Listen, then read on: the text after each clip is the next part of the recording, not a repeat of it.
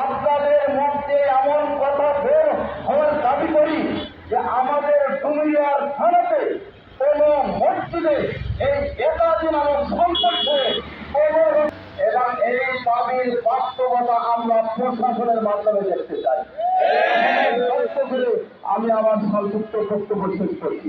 হামলা করা হয়েছে, সেখানে আমাদের 4-5 জন বাইক হয়েছে, এখানে ছোট ছোট জিন্দার মুসল্লি আহত হয়েছে। ভারতবর্ষ আজকে এই 4 জনের ছোট ছোট মুসল্লি আহত হয়নি, সারা বিশ্বের মুসলমান আহত হয়েছে।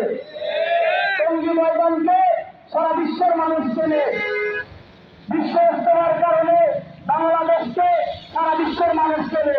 সারা বিশ্বের মধ্যে ইসলামকে এই টঙ্গী ময়দানকে তারা কলঙ্কিত করেছে। এই কলঙ্কিত অধ্যায় যেটা আগামীতে আর কখনো